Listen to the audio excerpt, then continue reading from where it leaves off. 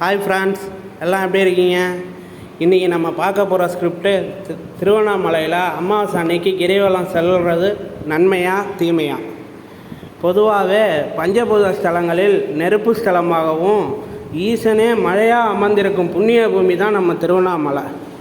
திருப்பதி தரிசனம் என்பது எவ்வளோ பெரிய விஷயமாக நம்ம கருதுகிறோமோ அதே போல் திருவண்ணாமலையில் பௌர்ணமி அன்று கிரிவலம் செல்வதும் மிகப்பெரிய விஷயமாக இருக்குது.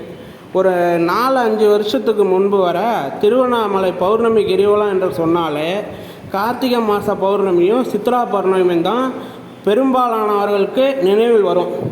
இந்த 2 மாதங்களில் வரும் பௌர்ணமி திதி என்பது லட்சக்கணக்கான பக்தர்கள் திருவண்ணாமலையில் கிரிவலம் செல்வாங்க.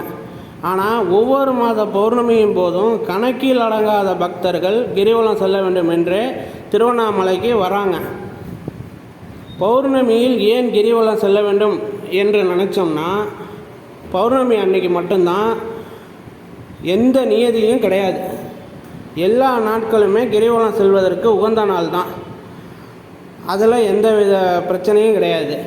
ஆனால் அமாவாசை நாளன்று கிரிவலம் செல்லலாமா என்ற கேள்வி பலருக்கு எழுந்திருக்கு.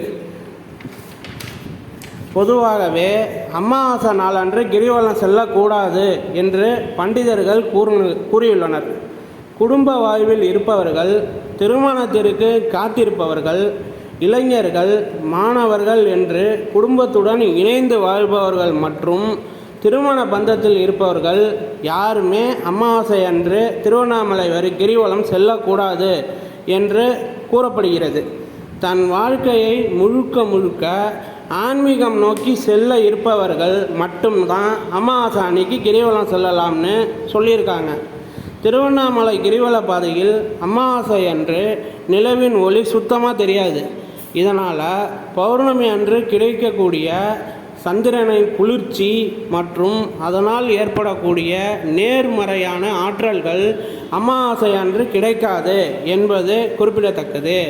அதே நேரத்தில் அமாவாசை அன்று வாழ்வை துறந்து முக்தியை எதிர்நோக்குபவர்கள், துறவறம் செல்ல விரும்புபவர்கள், குடும்பத்தை விட்டு விலகி பிரம்மச்சாரியத்தை மேற்கொள்பவர்கள் மட்டுமே அமாவாசை அன்று திருவண்ணாமலையில் கிரிவலம் செல்லலாம், மற்றவர்கள் செல்லக்கூடாது.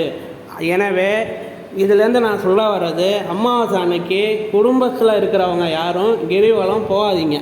பௌர்ணமி அன்னைக்கு கிரிவலம் போங்க, அது ரொம்பவே நல்லது. நினைக்கிற காரியம் கைகூடும். வாழ்க்கையில் நீங்கள் சுலபமாக வெற்றி பெறுவீங்க. ஓகே ஃப்ரெண்ட்ஸ், பாய், டேக் கேர்.